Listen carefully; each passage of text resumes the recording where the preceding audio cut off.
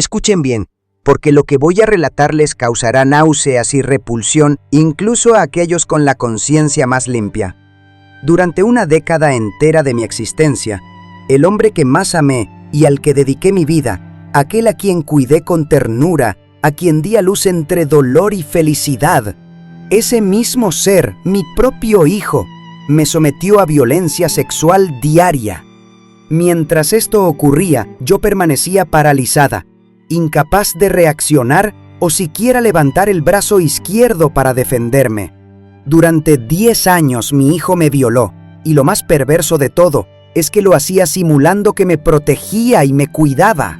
Aunque parezca sacado de una película de terror, esta pesadilla ocurrió aquí, en Puebla, dentro de mi propia casa, bajo el mismo techo donde lo crié, con la esperanza de convertirlo en un hombre de bien. Me llamo Guadalupe Ramírez Hernández, tengo 72 años y resido aquí en Puebla. Quien me ve hoy vendiendo mis hierbas medicinales en el Zócalo, con mi humilde puesto repleto de plantas curativas, charlando con la gente, ofreciendo consejos sobre infusiones y limpias, jamás podría imaginar el infierno que viví. Soy conocida como Doña Lupita de las Hierbas, esa mujer que siempre sonríe y ofrece consuelo a quienes sufren. Sin embargo, tras esa sonrisa, se esconde una historia que he guardado celosamente, hasta que decidí que ya no podía callar más. Antes de continuar con esta dura historia, me gustaría saber quiénes me escuchan. Cuéntenme sus nombres y desde dónde me oyen en los comentarios. Quiero conocer a esas personas valientes que se atreven a escuchar la verdad, porque esta historia que estoy a punto de relatar no es para todos. Les impactará de una manera que quizá no anticipan, pero necesito compartirla, porque sé que hay otras mujeres que están viviendo experiencias similares a las mías y quizás mi valentía les brinde fuerza. Cada palabra que diré es verídica, cada detalle es real, y al final comprenderán por qué tardé tanto en reunir el coraje para hablar. Antes de dedicarme a las plantas y los remedios naturales, mi vida transcurría de forma muy diferente. Trabajaba en una fábrica de zapatos en Puebla donde, durante largas jornadas, me dedicaba a coser zapatos, ganando con esfuerzo el dinero necesario para mantener a mi hijo. La fábrica, ubicada en el parque industrial, era un edificio enorme y ruidoso, donde cientos de mujeres pasábamos el día inclinadas sobre máquinas de coser, confeccionando zapatos que, irónicamente, nunca podríamos adquirir para nuestros propios pies. El padre de Miguel, al enterarse de mi embarazo, me abandonó, alegando que no deseaba asumir responsabilidades, que era demasiado joven para ser padre. Era un hombre apuesto, proveniente de una buena familia, que me había llenado de promesas vacías y que desapareció en cuanto la situación se tornó seria. Yo solo tenía 19 años cuando Miguel nació, pero estaba decidida a criarlo con amor y a brindarle todo aquello que yo no tuve en mi infancia, ya que mi madre había fallecido cuando yo era pequeña y mi padre, un hombre distante y severo, no sabía expresar afecto. Me prometí a mí misma que mi hijo, Miguel, no viviría las carencias que yo había sufrido. Juré que sabría siempre que era amado incondicionalmente y que tendría todas las oportunidades que a mí me fueron negadas. Sin embargo, ahora, con la perspectiva que dan los años, creo que ese mismo amor, tal vez excesivo, fue lo que lo llevó por mal camino, haciéndole creer que podía hacer lo que quisiera conmigo. Durante más de 2 décadas, trabajé sin descanso en esa fábrica. Me despertaba a las 5 de la mañana, preparaba el café y dejaba la comida lista para que Miguel la calentara al volver del colegio. Luego, tomaba 2 autobuses para llegar al trabajo antes de las 7. La fábrica era un lugar caluroso, asfixiante, lleno de polvo de cuero y el olor penetrante del pegamento. Pasaba todo el día encorvada frente a la máquina de coser, cosiendo capelladas de zapatos de mujer, repitiendo los mismos movimientos miles. A las 6 de la tarde, exhausta tras una larga jornada laboral, regresaba a mi hogar. Sin embargo, la lista de tareas pendientes no se agotaba. Debía preparar la cena, auxiliar a Miguel con sus deberes escolares, lavar la ropa acumulada, limpiar la casa y dejar todo organizado para el día siguiente. Era una rutina implacable que me consumía, pero resistía, aferrada a la esperanza de un futuro mejor para mi hijo.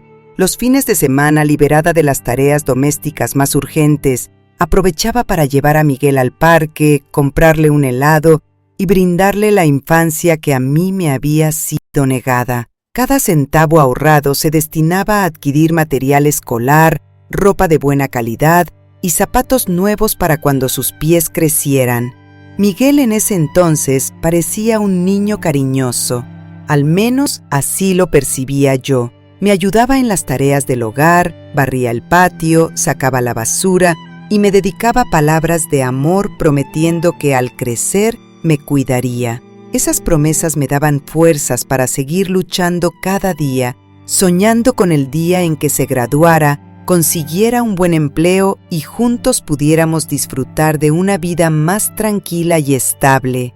Nunca imaginé que el niño al que había dedicado tantos esfuerzos y cuidados, al que criaba con tanto amor y sacrificio, en realidad estaba desarrollando una perversa interpretación de ese afecto. En la escuela Miguel era un estudiante común y corriente, ni destacaba por sus notas ni causaba problemas. Era tímido, obediente y cumplía con sus deberes sin protestar. Yo asistía puntualmente a las reuniones de padres, conversaba con las maestras y siempre escuchaba que era un niño educado y respetuoso. Nunca recibí quejas sobre su comportamiento, lo que me daba tranquilidad y la convicción de que lo estaba criando bien, en el camino correcto. Pero al cumplir los 18 años, comencé a notar cambios inquietantes. Primero sus miradas se volvieron extrañas. Se quedaba observándome fijamente de una manera distinta, sobre todo con frecuencia, mientras estaba en mi habitación o en el baño, tenía la sensación persistente de que alguien me observaba. Al ir a verificar, lo encontraba siempre lejos, absorto en la televisión o con el teléfono. Atribuía estas sensaciones a mi imaginación, creyendo que el estrés laboral estaba exacerbando mi paranoia.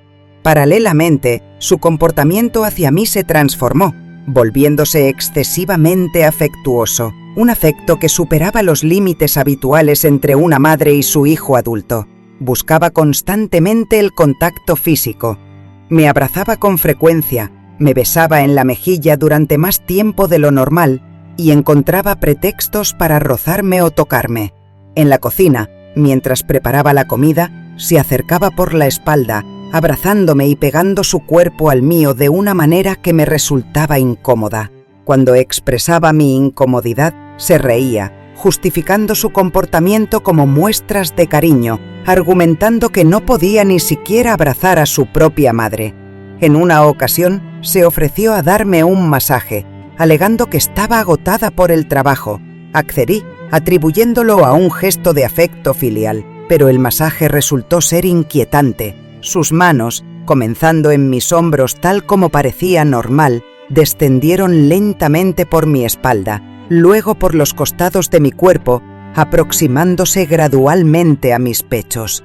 Al expresar mi incomodidad y señalar que su comportamiento no era apropiado, él respondió con una risa, asegurando que yo exageraba y que solo buscaba relajarme, acusándome de malinterpretar sus intenciones. La situación se fue deteriorando de manera progresiva, tan imperceptiblemente que me costó comprender la gravedad de lo que sucedía.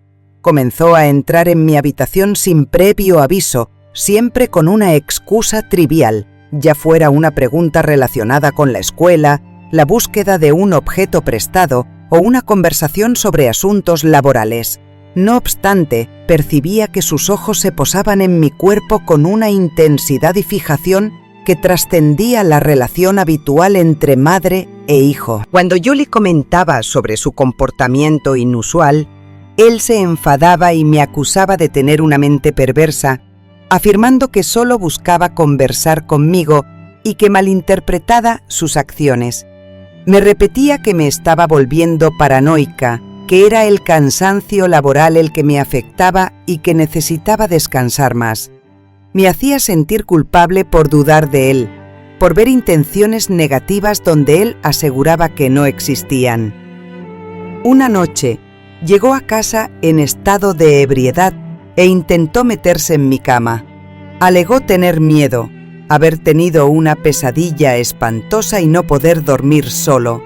Accedí a que se acostara conmigo, creyendo que sería algo temporal y que al día siguiente volvería a su habitación.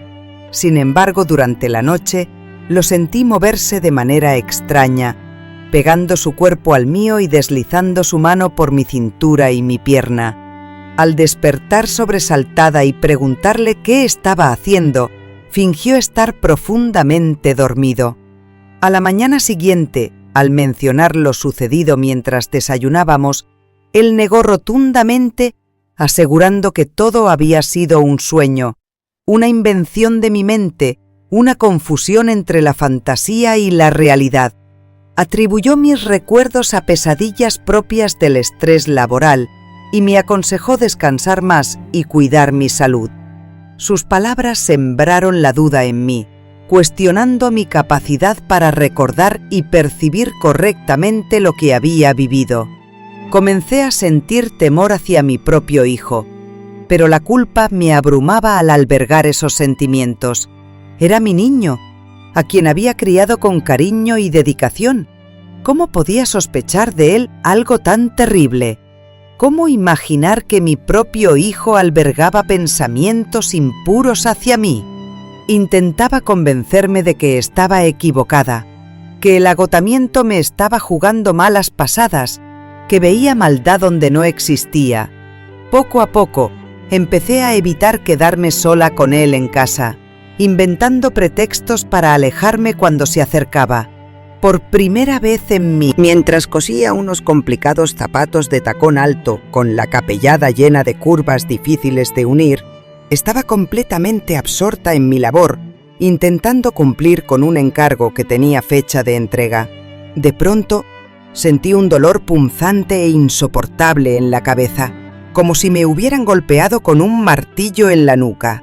La intensidad del dolor fue tan brutal que mi visión se nubló repentinamente. El suelo comenzó a moverse bajo mis pies, experimentando una sensación vertiginosa de que todo daba vueltas. Intenté aferrarme a la mesa de la máquina de coser, pero no tuve fuerzas.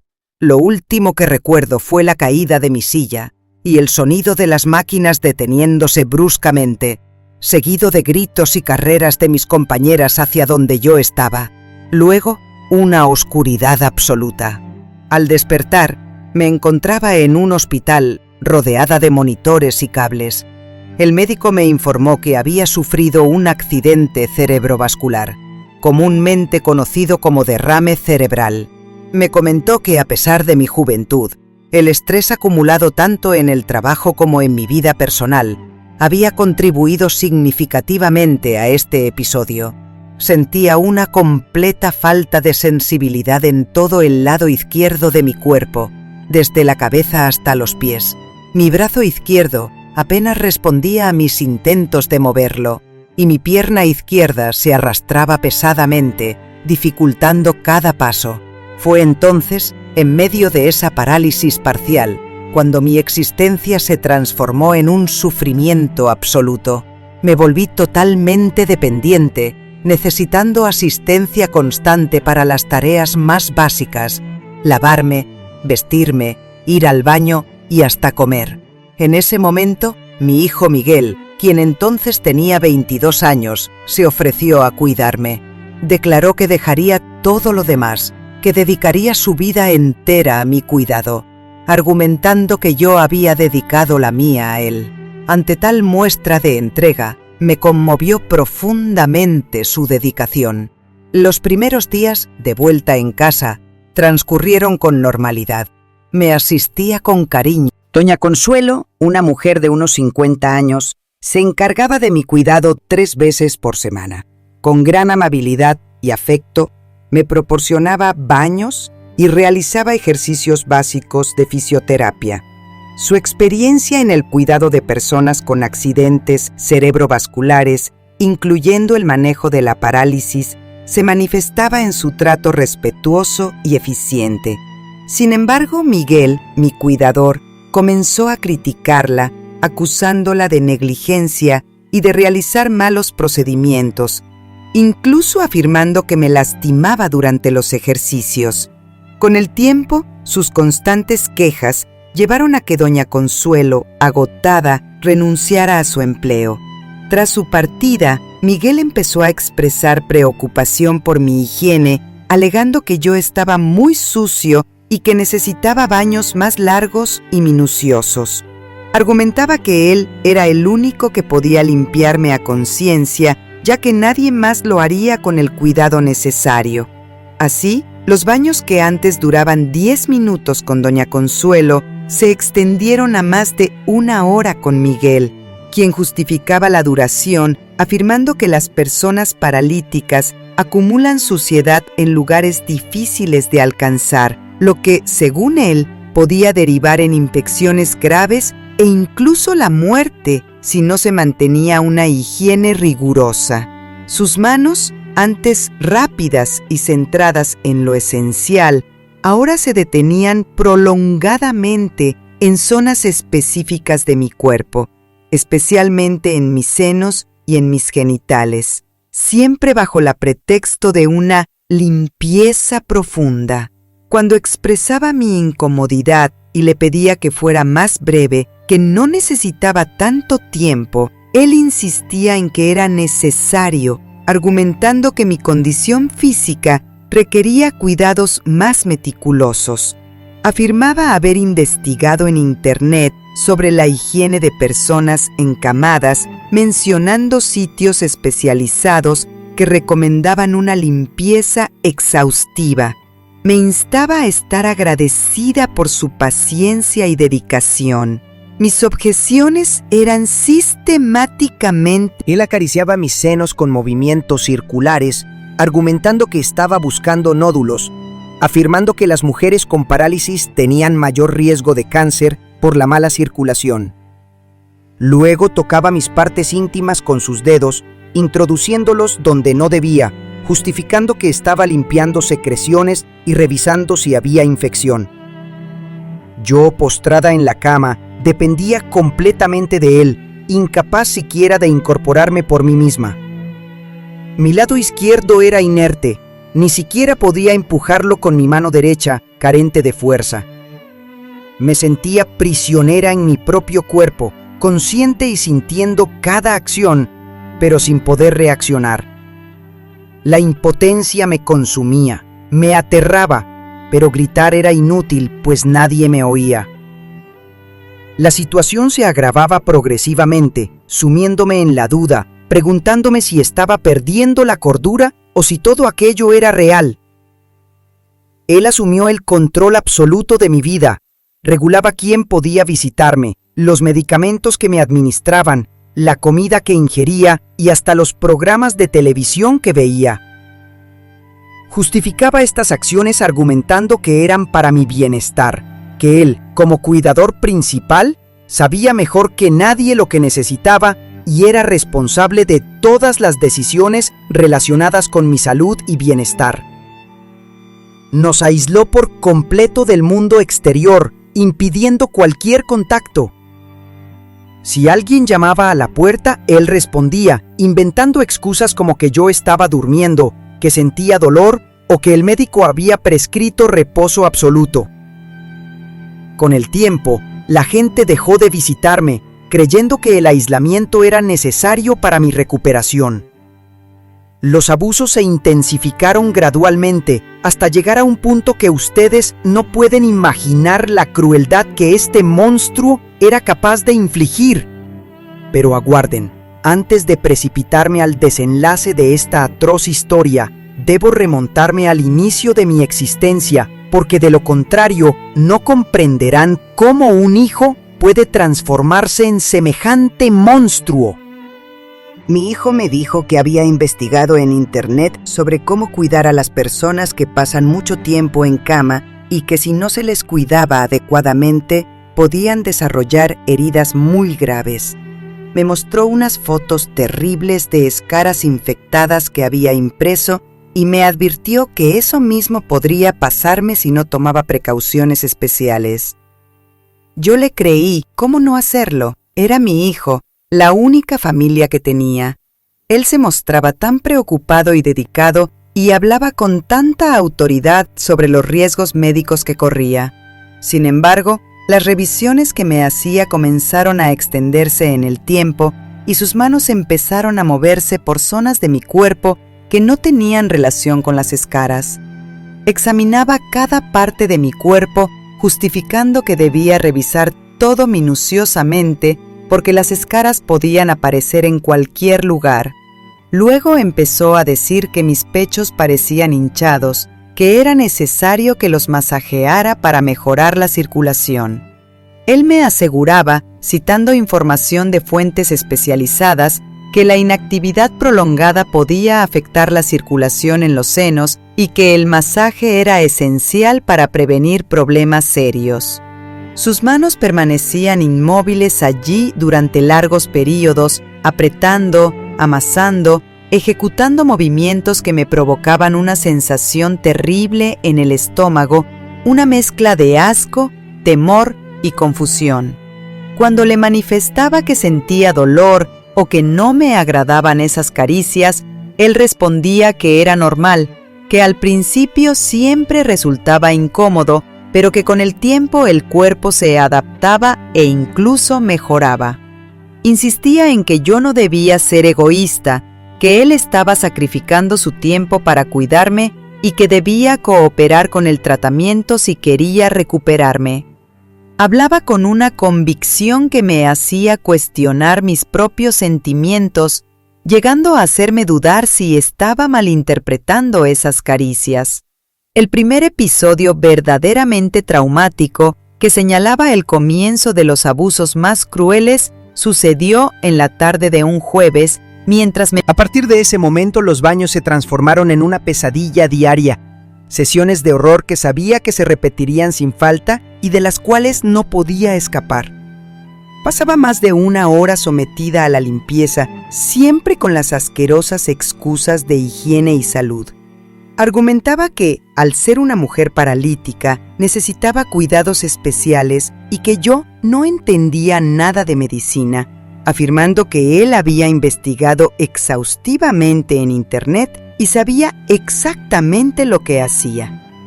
Yo, inmovilizada y dependiente de él para todo, sin posibilidad de resistir o huir, experimentaba una desesperación indescriptible, una mezcla de terror, asco e impotencia. Después comenzaron los toques que él justificaba como medicinales, amparándose en la idea de un tratamiento médico. Me aseguraba que debía masajear mi abdomen diariamente para facilitar la función intestinal, explicando que las personas paralíticas eran propensas al estreñimiento y que solo el masaje abdominal lo solucionaría. Advertía que si no seguía sus indicaciones, podría sufrir una obstrucción intestinal y morir. A pesar de esto, sus masajes eran inusuales. Comenzaban en el vientre, pero gradualmente se desplazaban hacia zonas alejadas del intestino. Cuando expresaba mi incomodidad, se enfurecía y me gritaba frases como: «Mamá, ¿quieres mejorar o no quieres morir de infección? Estoy aquí intentando salvarte y tú estás quejándote». La manipulación psicológica fue la más perniciosa, incluso peor que el maltrato físico. Como un mantra, repetía constantemente frases que me desmoronaban emocionalmente. «Mamá, dependes de mí para todo. Si yo no estoy aquí, ¿quién va a cuidarte? ¿Quién te va a dar de comer, llevarte al baño, darte medicinas?» Con una voz serena y controlada, mientras me tocaba de manera inapropiada, me preguntaba con desprecio: ¿quién va a tener paciencia con una persona discapacitada? En este vecindario, en toda la ciudad, soy conocido por ser el hijo abnegado que abandonó su vida para cuidar a su madre enferma. Si difamas contra mí, todos pensarán que has perdido la cordura a causa del derrame cerebral, que estás sufriendo delirios. Sus palabras me herían profundamente como un cuchillo, porque sabía que decía la verdad. ¿Quién me iba a creer a mí, en contra de él? Empezó a controlar cada aspecto de mi vida, hasta el más mínimo detalle de mi rutina diaria. Ya no permitía que nadie entrara en casa, ni siquiera los vecinos que solían venir a visitarme. Cuando doña María, la vecina de al lado, se acercaba a la puerta para preguntar por mí, él respondía que estaba durmiendo por la fuerte medicación, que el médico había ordenado reposo absoluto y que las visitas me alteraban, dificultando mi recuperación. La pobre se marchaba preocupada, convencida de que me estaba ayudando al no molestarme. Les repetía a todos con tono de voz cansado y preocupado que mi estado de salud era muy precario, que me sentía sumamente débil y agotada. Les aseguraba que el médico me había prescrito reposo total sin excepciones y que cualquier visita, por breve que fuera, me alteraba profundamente y entorpecía mi recuperación. De esta manera, nos aisló por completo del mundo exterior. Me impidió cualquier contacto con amigos, familiares o conocidos, limitando mis interacciones únicamente a él. Las amenazas que antes eran sutiles se volvieron cada vez más directas y amenazantes. Me advirtió que si revelaba algo de nuestra situación a alguien, me internaría en un asilo y difundiría la mentira de que sufría demencia a causa de un accidente cerebrovascular. Detallaba con frialdad y precisión que conocía gente que trabajaba en esos centros y que me pudriría allí, siendo maltratada física y psicológicamente por desconocidos, obligada a consumir comida repugnante y sin nadie que me protegiera o defendiera. La imagen que dibujaba era tan horrible, tan llena. Después de decir que había investigado y que los médicos recomendaban ejercicios especiales para mujeres en mi condición, entendí sus verdaderas intenciones. Intenté gritar, pero él me tapó la boca, susurrando: «Nadie te oirá, mamá, y si lo hacen, pensarán que gritas por el dolor de la parálisis». Desde ese día, mi vida se transformó en un infierno. Estableció una rutina enfermiza. Por la mañana, el baño con sus tocamientos repulsivos. Por la tarde, la fisioterapia que él mismo inventó, la cual implicaba tocarme todo el cuerpo. Y por la noche, los cuidados especiales que me dejaban en estado de shock. Todo esto siempre bajo la excusa de la salud y la medicina, como si me estuviera haciendo un favor. Incluso durante el cambio de pañales necesarios por mi parálisis, se tomaba un tiempo desmesurado limpiándome, tocando zonas inapropiadas, siempre con el pretexto de mantenerme limpia y saludable. Él me aseguraba que si contraía una infección debido a la falta de higiene, podría morir, y que él no permitiría que eso sucediera porque me amaba profundamente. Lo más perturbador era que pronunciaba estas palabras de afecto mientras realizaba actos repulsivos. Decía cosas como: «Mamá, hago esto porque te amo, porque eres la mujer más importante de mi vida, porque no puedo vivir sin ti», entremezclando estas expresiones de amor con acciones repugnantes, como si fuera algo natural. No lograba comprender cómo una persona podía combinar palabras de cariño con semejantes actos. Además, comenzó a darme medicamentos diferentes a los recetados por el médico. Me decía que había comprado vitaminas especiales para fortalecerme, pero sospechaba que en realidad eran fármacos que me adormecían y debilitaban. Después de tomar esas vitaminas, me sentía más débil, confundida y sin fuerzas, incluso para gritar adecuadamente cuando abusaba de mí. La primera agresión sexual completa ocurrió una noche que jamás olvidaré. Después de la medianoche, mi hijo... En los comentarios me gustaría saber sus opiniones, porque lo que están a punto de escuchar sobre los años siguientes les ayudará a comprender la razón de mi punto de vista.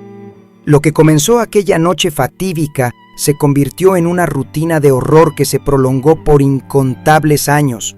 Cada amanecer traía consigo un nuevo día de sufrimiento, una jornada más en la que imploraba a Dios que me liberara de este tormento. Miguel convirtió mi vida en una prisión donde yo era la prisionera de mi propio cuerpo y él el carcelero más despiadado imaginable. Sin excepción, todos los días se repetían los mismos abusos, siempre acompañados de esas asquerosas excusas sobre cuidado e higiene.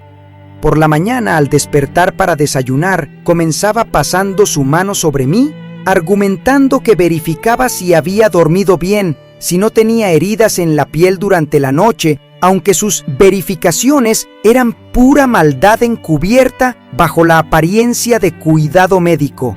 El baño diario que tenía lugar al final de la tarde se extendía por más de 2 horas, dedicadas a una limpieza que era en realidad una forma de prolongar mi sufrimiento. Él insistía en que, por ser paralítico, yo necesitaba una higiene extrema y que si no me sometía a sus rutinas, la infección me consumiría. Sin embargo, yo entendía que no se trataba de limpieza, sino de la satisfacción de sus perversos deseos, utilizando mi cuerpo como un juguete. Intentaba oponerme, pero con mi brazo izquierdo inmovilizado y mi pierna izquierda sin sensibilidad, mi dependencia de él era total, incluso para las necesidades básicas. La fisioterapia que ideaba se convertía en un nuevo tormento. Aseguraba haber investigado en Internet los ejercicios necesarios para evitar la pérdida total de movimiento, pero sus prácticas consistían en tocamientos indebidos y en obligarme a realizar movimientos que nada tenían que ver con la recuperación de mi accidente cerebrovascular. Manipulaba mi cuerpo a su antojo, justificándolo siempre con el pretexto de mi bienestar, advirtiendo. Él insistía en que yo necesitaba un tratamiento especial para poder dormir, argumentando que, como mujer con problemas neurológicos, debía aliviar la tensión para evitar otro derrame. Luego, realizaba conmigo actos que, hasta la fecha, me provocan náuseas al recordarlos. Yo intentaba fingir que estaba dormida, pero él decía: «No sirve fingir, mamá. Sé cuándo estás despierta y cuándo duermes». Intenté pedir ayuda de todas las maneras posibles. Cuando algún vecino pasaba frente a la casa y miraba por la ventana, trataba de hacer señales con los ojos y de mover la cabeza con desesperación, pero él siempre estaba cerca, controlándolo todo. Si notaba que intentaba llamar la atención, se acercaba y hablaba en voz alta diciendo: «La mamá tiene un poquito de dolor hoy, ¿verdad, mamá? Pero ya le di el medicamento, ya va a mejorar». Cuando el teléfono sonaba, él lo atendía y siempre les decía a todos que yo no podía hablar porque estaba muy debilitada y que el médico había recomendado reposo de voz. Cuando alguien insistía mucho en hablar conmigo por teléfono, él me lo alcanzaba, pero se quedaba a mi lado escuchando cada palabra, frunciendo el ceño y poniendo cara de enfado. Yo intentaba decir algo que no delatara la situación. Tenía miedo hasta de decir socorro, porque sabía que luego me lo haría pagar. Él controlaba todos los medicamentos que tomaba, además de los que el médico me había recetado para el accidente cerebrovascular. Me daba otros que decía haber comprado en la farmacia para complementar el tratamiento. Yo sospechaba que eran pastillas para volverme más sumisa y confundida, porque después de tomarlas me sentía con la mente muy nublada, incapaz de pensar con claridad, sin fuerzas ni siquiera para gritar cuando abusaba de mí. Las visitas se fueron reduciendo una por una. Primero dijo que no podía recibir a comadre Juanita porque hablaba muy alto y eso alteraba mi presión arterial. Luego dijo que la gente de la iglesia no podía venir más. Él urdió una serie de mentiras y pretextos para alejar a cada persona de nuestras vidas, hasta que finalmente nos quedamos completamente solos. Encerrados en aquella casa convertida en mi particular infierno, éramos solo él y yo. Yo, desesperada, intentaba resistirme por todos los medios. A veces fingía un intenso dolor para ver si se apiadaba, pero él, sin inmutarse, argumentaba que el dolor era una consecuencia normal del derrame y que sus acciones eran necesarias para mi recuperación. En otras ocasiones, recurría al llanto, anhelando su compasión, pero él lo desestimaba, explicando que las lágrimas eran otro síntoma neurológico que se curaría con el tratamiento. Un día, aprovechando un descuido, logré tomar el teléfono y marcar a emergencias, pero los medicamentos que me administraba me dificultaban el habla y la operadora apenas lograba entenderme. Cuando él descubrió mi intento y vio el teléfono en mi mano, su furia fue incontrolable. Me amenazó con atarme a la cama y difundir la historia de que mis supuestos brotes eran causados por el derrame si volvía a intentar pedir ayuda. Con el paso de los años, la esperanza de que alguien descubriera la verdad sobre mi situación se desvanecía. Él había logrado crear una imagen impecable de hijo ejemplar. Los vecinos lo admiraban, elogiándolo por dejar su vida para cuidar de su madre enferma. Al salir a la calle, todos hablaban maravillas de él. ¿Cómo podrían sospechar de alguien con esa reputación? Además, su comportamiento se volvía más audaz. Empezó a acompañarme a todas las citas médicas, permaneciendo presente durante todos los exámenes. Impedía que el médico me atendiera a solas, argumentando que me ponía nerviosa y que podría sufrir otro derrame si me alteraba. Los médicos, al considerar su dedicación, lo veían como algo normal. Nadie sospechaba que su verdadera intención era controlar lo que decía durante las consultas. Cuando el médico me preguntaba cómo me sentía, él respondía por mí. Incluso antes de que pudiera hablar, Él solía afirmar que mi progreso era favorable, que me alimentaba, descansaba y seguía las sesiones de fisioterapia de manera correcta. Si el médico solicitaba hablar directamente conmigo, él respondía: «Doctor, a veces presenta cierta confusión debido al accidente cerebrovascular, pero yo llevo un registro detallado de todo lo que sucede en casa y puedo proporcionar información más precisa. Sin embargo, después de casi 8 años de soportar esta pesadilla, un día la situación dio un vuelco. Doña Esperanza, nuestra vecina, se encontraba enferma y en reposo en casa, lo que la mantuvo en el hogar durante todo el día. Algo inusual, ya que normalmente estaba trabajando. Justo ese día no pude más y estallé en gritos de desesperación mientras él me agredía. Grité con una fuerza desconocida, clamando por ayuda hasta perder la voz. Doña Esperanza, al escuchar los gritos a través de la delgada pared que separaba nuestras casas, relató que jamás había oído un grito de desesperación como el mío, describiéndolo como el lamento de alguien siendo torturado. Preocupada, doña Esperanza llegó y llamó a la puerta para asegurarse de que todo estuviera en orden. Miguel, con una calma aparente, abrió la puerta y le explicó que yo había sufrido una crisis de dolor debido a mi parálisis, que ya me había administrado el medicamento y que me encontraba mejor. Sin embargo, doña Esperanza no se mostró convencida y exigió verme, insistiendo en verificar mi estado de salud. Él intentó disuadirla, pero ella empujó la puerta y entró. Me encontró en la cama, completamente sudada, con marcas de manos en el cuello y los ojos enrojecidos por el llanto. En un instante, ella percibió que algo grave había sucedido, especialmente al notar mi mirada desesperada, intentando comunicar algo que no lograba entender.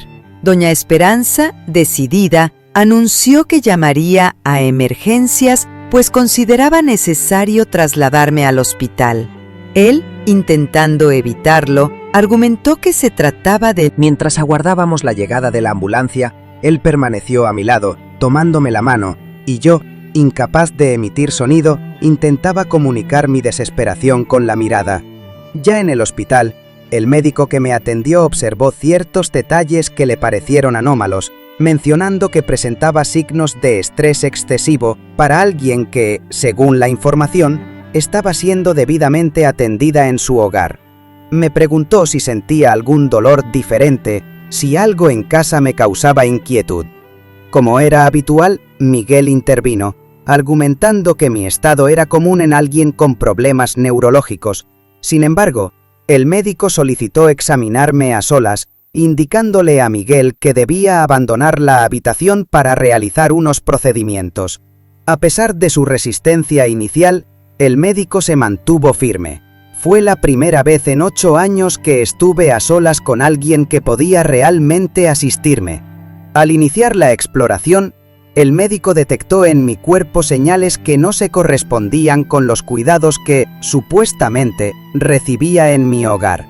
El médico, preocupado, me preguntó si alguien me estaba haciendo daño, si estaba sufriendo maltrato. Intenté responder, pero la ansiedad me paralizaba y las palabras se me enredaban en la garganta.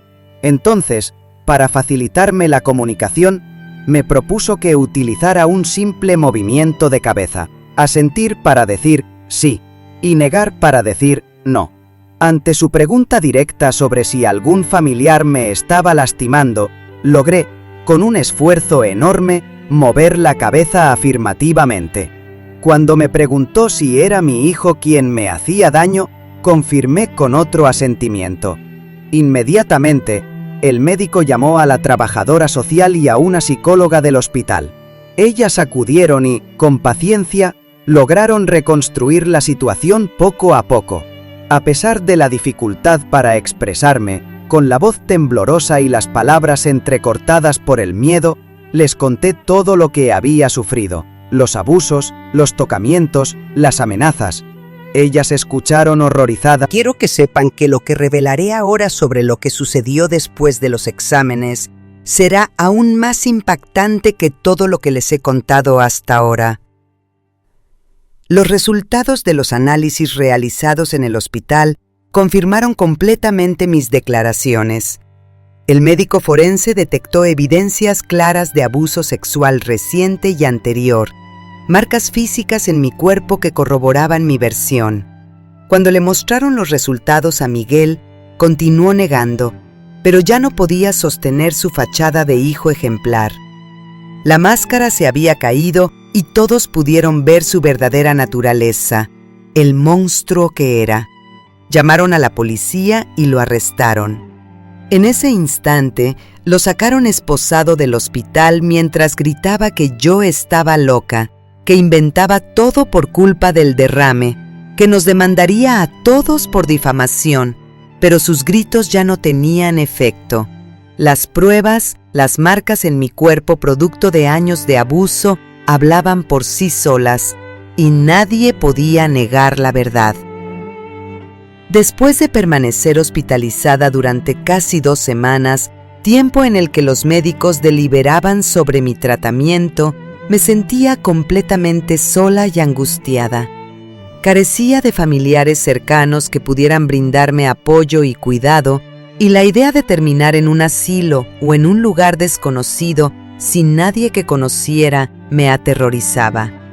Fue entonces cuando ocurrió un evento extraordinario que jamás olvidaré. Apareció Rosita, una prima lejana de mi padre de quien apenas tenía memoria.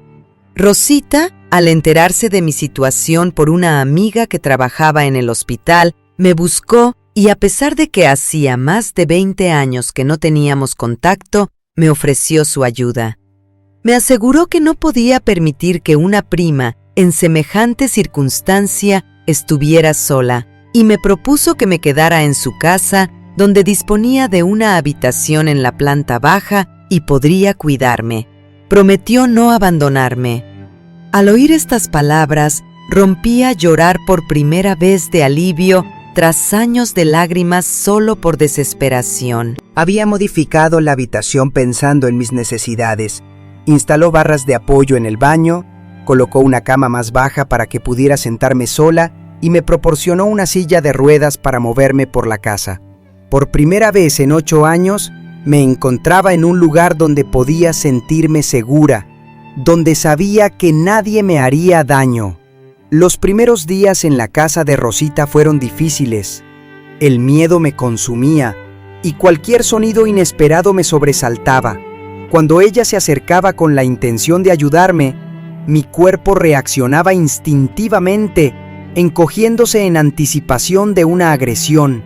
El terror que había vivido se había arraigado en mi ser, de tal manera que incluso la persona que buscaba ayudarme me provocaba pánico.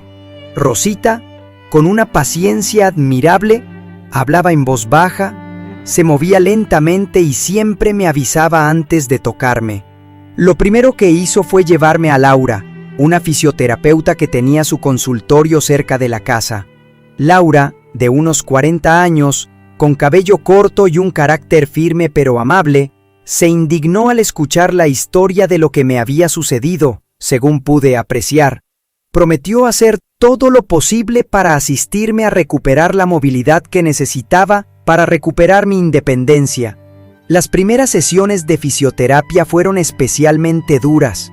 Mi cuerpo se encontraba increíblemente tenso, bloqueado por el miedo y el trauma. Laura, la fisioterapeuta, me explicó que era una reacción común en personas que habían sufrido abuso físico, que sus cuerpos se contraían como si siempre estuvieran a la defensiva. Comenzó suavemente, solo con ejercicios de respiración y relajación, enseñándome a confiar en mi propio cuerpo de nuevo. Pero Laura era mucho más que una fisioterapeuta. Se convirtió en mi confidente, mi amiga y a veces mi improvisada terapeuta. Durante las sesiones me permitía hablar sobre todo lo que había vivido, escuchándome sin juzgar. Me ayudaba a comprender que nada de lo que había sucedido era mi culpa, Tras aproximadamente 3 meses de sesiones de fisioterapia, experimenté un evento inesperado y profundamente impactante. Mientras realizaba un ejercicio para alcanzar un objeto que Laura había ubicado sobre la mesa, mi mano izquierda se movió de forma autónoma por primera vez desde el accidente cerebrovascular, ACV. Fue un movimiento mínimo, apenas un ligero cierre de los dedos, pero la emoción me desbordó y rompí a llorar. Laura, conmovida, compartió mi llanto y me dijo: «¿Lo ves, Guadalupe? Tu cuerpo está recuperándose». Desde ese día, los ejercicios se volvieron más exigentes. Laura me explicó que mi cerebro estaba estableciendo nuevas conexiones neuronales y que la movilidad regresaría gradualmente si perseveraba. El proceso era arduo, a veces doloroso, pero cada pequeño avance alimentaba mi esperanza. Inicialmente, recuperé un poco de movimiento en los dedos, luego en la muñeca y después en el codo. Mi pierna también comenzó a responder mejor. Además, Rosita me facilitó el acceso a una psicóloga, la doctora Carmen, especializada en el tratamiento de personas que habían sufrido traumas severos. Ella me explicó que debía procesar 2 traumas distintos: el accidente cerebrovascular que trastocó mi vida repentinamente y los años de maltrato que siguieron. La doctora Carmen me advirtió que el proceso sería largo y que debía ser paciente conmigo misma, pues la sanación del trauma no es un proceso inmediato. Las sesiones con ella fueron esenciales para comprender muchas cosas. Me explicó que los actos de Miguel tenían una definición legal: violencia sexual, abuso de persona vulnerable, privación ilegal de la libertad, que no se trataba de cuidado ni amor, sino de una manipulación de mi dependencia física para satisfacer sus deseos perversos, lo cual constituía un delito grave. No importaba el vínculo familiar. Con el tiempo, entendí que yo no era culpable de nada. No era culpable del accidente cerebrovascular, ni de mi dependencia, ni de haber criado. Es la forma en que mi mente intentaba darle sentido a algo inexplicable. Aproximadamente 6 meses después de iniciar el tratamiento, llegó el día más emocionante de mi recuperación. Laura propuso que intentáramos caminar sola, usando solo un bastón como apoyo. Yo sentía un terror inmenso a caerme, pero ella me dijo: «Confía en mí, Guadalupe. ¿Estás lista?». Y sorprendentemente lo estaba. Logré dar unos 3 pasos sola, temblorosa pero firme. Rosita, presente en ese momento, lloró con tanta emoción que pensé que iba a enfermar. Caminar sola transformó mi vida por completo. Ya no necesitaba ayuda para ir al baño, para beber un vaso de agua, ni para llegar a la ventana a observar la calle. Aunque pueda parecer algo trivial, para alguien que había pasado años sin poder moverse, cada movimiento era una victoria monumental. Dedicaba horas a practicar en casa, fortaleciendo mis piernas y recuperando el equilibrio que el accidente cerebrovascular ACV me había arrebatado. Al recuperar mi salud física, me enfrenté a la necesidad de replantearme mi futuro. Ya no era viable seguir trabajando en la fábrica de zapatos, pues mi cuerpo no resistiría las largas jornadas encorvada frente a la máquina.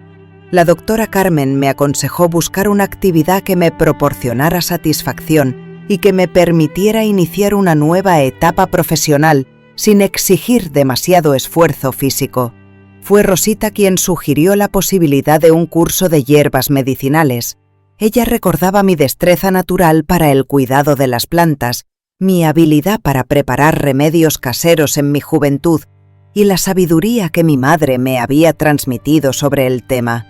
Rosita me habló de una señora del barrio que impartía un curso básico de plantas medicinales, una oportunidad para adquirir conocimientos y, quién sabe, quizás incluso desarrollar una carrera profesional en ese ámbito. El curso resultó ser un descubrimiento fascinante. Aprendí sobre las propiedades y usos de decenas de plantas, así como a preparar tés, pomadas y jarabes caseros. Después de mucho tiempo, alguien elogió una habilidad mía, lo que me hizo sentir valiosa de nuevo. Mientras me esforzaba por recuperarme y rehacer mi vida, el juicio contra Miguel continuaba su curso en el sistema judicial. Finalmente, fue condenado a 12 años de prisión por los delitos de violación de una persona vulnerable, privación ilegal de libertad y malos tratos. Creí que la justicia, al fin, se había hecho valer y que pagaría por todo el daño que me causó durante tantos años. Sin embargo, no podía imaginar lo corrupto que es el sistema penitenciario mexicano. Ahora viene la parte en la que sé que muchos me juzgarán. Cuando me enteré de que lo habían liberado de la cárcel por buena conducta tras solo 3 años, tomé una decisión. ¿Creen que me equivoqué al no denunciarlo de nuevo cuando intentó buscarme? ¿Qué habrían hecho ustedes en mi lugar? Porque lo que sucedió después demostrará que, a veces, la vida imparte justicia de maneras inesperadas. 3 años después de su liberación, yo ya me encontraba completamente recuperada y rehaciendo mi vida. En un local comercial situado cerca del Zócalo, en pleno centro de Puebla, había establecido una pequeña tienda que ofrecía productos naturales. Allí vendía una variedad de artículos, incluyendo hierbas medicinales, diferentes tipos de tés, pomadas elaboradas artesanalmente y jarabes que yo misma preparaba. El negocio prosperó rápidamente, superando mi capacidad para atenderlo sola. Por ello, contraté a Silvia, una joven que me asistía en las ventas y mostraba un gran entusiasmo por aprender sobre las propiedades de las plantas medicinales. Mi tienda ganó notoriedad en toda la ciudad, convirtiéndose en un lugar al que la gente acudía en busca de remedios para diversas dolencias, desde dolores de cabeza e insomnio hasta problemas estomacales, depresión y ansiedad.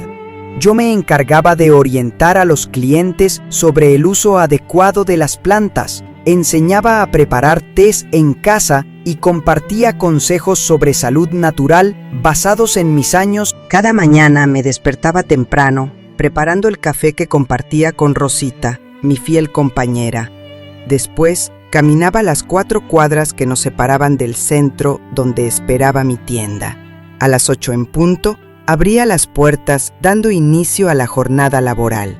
Una vez dentro, ordenaba cuidadosamente las hierbas secas en sus frascos correspondientes, asegurándome de que todo estuviera impecable. Luego, preparaba las pomadas medicinales del día, un proceso que requería precisión y cuidado. Mientras tanto, mis clientes habituales, que también eran mis amigos, llegaban a la tienda no solo en busca de remedios, sino también de una conversación sobre la vida. Era una existencia sencilla, pero llena de propósito y significado.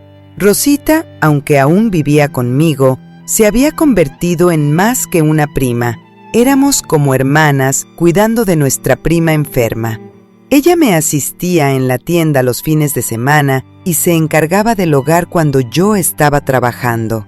Rosita era mi compañera de vida, mi confidente y mi mejor amiga. Juntas habíamos construido una rutina serena, repleta de afecto genuino. Por primera vez en muchos años me sentía verdaderamente feliz. Incluso había encontrado el amor, un hombre llamado Don Antonio, un viudo de 68 años que solía visitar mi tienda en busca de té de hierbabuena para calmar sus nervios tras la pérdida de su esposa. Él conocía cada detalle de mi vida, honrando mi pasado y tratándome con una ternura que creía perdida para siempre. Aunque no compartíamos un hogar, nos encontrábamos casi a diario. Disfrutábamos de películas en el cine, paseos tranquilos por la plaza, un romance hermoso y sereno, propio de dos adultos que apreciaban la compañía. Antonio era la antítesis de Miguel, respetuoso, afectuoso, protector, pero nunca posesivo. Cada viernes me obsequiaba flores, me ayudaba a levantar las pesadas cajas de la tienda, me esperaba pacientemente a que terminara mi jornada laboral. A raíz de mi propia historia, me invitaron a dar numerosas charlas sobre superación personal, sobre cómo emprender en la tercera edad y sobre cómo rehacer tu vida después de los 50. En mi ciudad, me convertí en un símbolo de resiliencia, la mujer que renació de sus cenizas tras vivir un infierno. Mi tienda floreció de manera inesperada. Empecé vendiendo en un modesto mostrador de 1 metro y terminé expandiéndome a todo el local con estanterías repletas de frascos de hierbas que llegaban hasta el techo, un refrigerador lleno de pomadas artesanales y una amplia mesa donde brindaba asesoramiento personalizado. Llegué a tener clientes que viajaban desde otras ciudades solo para adquirir mis productos. Paralelamente, durante esos 20 años, formé un grupo de apoyo informal para mujeres que habían sufrido violencia doméstica. Cada martes, después de cerrar la tienda, nos reuníamos en la trastienda para conversar, compartir nuestras experiencias y fortalecernos mutuamente.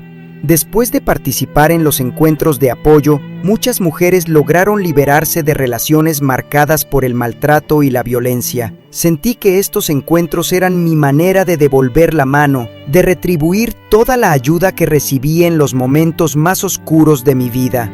La creciente popularidad de mi tienda fue tal que incluso un periodista de un periódico local se acercó para entrevistarme. El resultado fue un extenso artículo sobre emprendimiento femenino en la tercera edad, con mi foto en medio de mis hierbas medicinales, donde se narraba cómo había transformado una experiencia personal dolorosa en una oportunidad para empezar de nuevo. Guardé el recorte del artículo enmarcado y colocado detrás del mostrador como un recordatorio constante de que superar las adversidades era posible, incluso después de haber atravesado lo peor. Pero un jueves por la mañana del año pasado, mientras organizaba los frascos de pomada de árnica recién hecha en la tienda, escuché una voz conocida pidiendo auxilio. Era una voz temblorosa, débil, muy distinta a la voz imponente que me había aterrorizado durante tantos años. Al girar, aquel hombre que se tambaleaba en la entrada de mi tienda, apoyado en un bastón y con la piel cetrina, era Miguel, pero no el Miguel fuerte y dominante que me había atormentado durante 10 largos años. Su figura, ahora demacrada y delgada, contrastaba con el recuerdo de su imponente presencia. Su cabello, antes abundante y oscuro, era ahora escaso y plateado, sus ojos hundidos en cuencas profundas, y la ropa, holgada y desproporcionada, revelaba un cuerpo consumido por el paso del tiempo. Parecía haber envejecido 2 décadas en los últimos 10 años. Solo su voz, que aún me producía escalofríos, lo delataba. Al verme, rompió en un llanto lastimero, el mismo llanto cobarde que emiten los hombres desesperados. Con la voz entrecortada me imploró: «Mamá, estoy muy enfermo. Necesito tu ayuda. Los médicos dicen que tengo esclerosis múltiple y que si no me cuido, quedaré paralítico. Por favor, no me abandones». Y allí se quedó, tembloroso y expectante, en el umbral de mi tienda, aguardando que la compasión, como la de una madre indulgente, me doblegara. Observé al hombre que había arruinado tantos años de mi vida, y una calma inusual se apoderó de mí. No sentí ira, ni temor, ni compasión, sino una tranquilidad glacial que nunca antes había experimentado. Allí estaba él, mi torturador, en la misma situación de dependencia y vulnerabilidad que yo había padecido, necesitando cuidados, implorando ayuda a quien había maltratado despiadadamente. Pero siguió hablando, intentando conmoverme.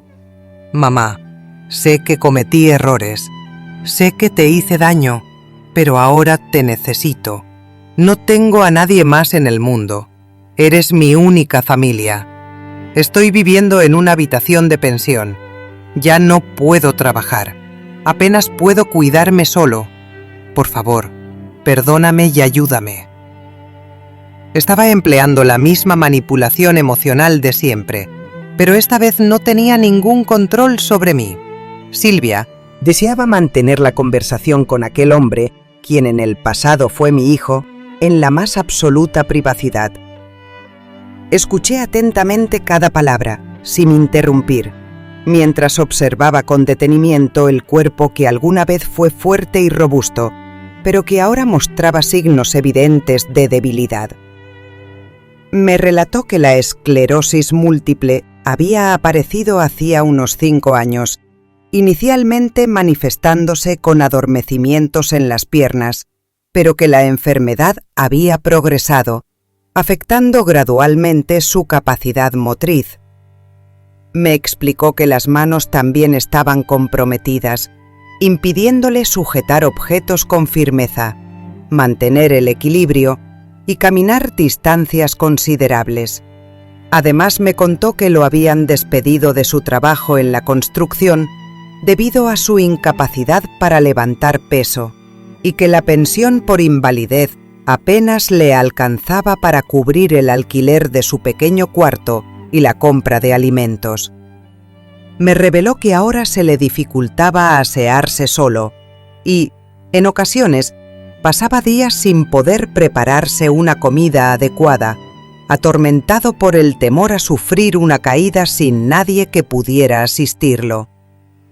Después de que él terminó de hablar, inhalé profundamente, tratando de calmar los nervios, y con la voz más firme que pude reunir, le dije: «Ahora sabes lo que es depender de alguien. No sabes lo que es no poder defenderte, tener que confiar en que la persona que te cuida no te hará daño, no se aprovechará de tu vulnerabilidad». Vi cómo su rostro se transformaba, entendiendo el significado de mis palabras. Con una calma que me sorprendía a mí misma, continué: «¿Recuerdas lo que me hiciste durante 10 largos años mientras yo yacía paralizada? ¿Recuerdas el abuso constante que sufrí a diario? ¿Recuerdas las amenazas que me hiciste? ¿Recuerdas cómo convertiste mi vida en un infierno?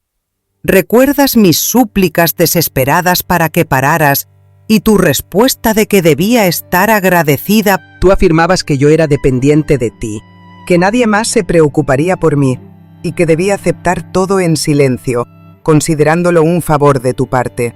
Ahora, la situación se ha invertido. Eres tú quien depende de alguien y necesita ser cuidado. Observé cómo te desesperabas al comprender que no cedería a tu manipulación emocional, tal como esperabas. Intentaste cambiar tu estrategia diciendo: «Mamá, yo era joven, inmaduro y no entendía mis acciones.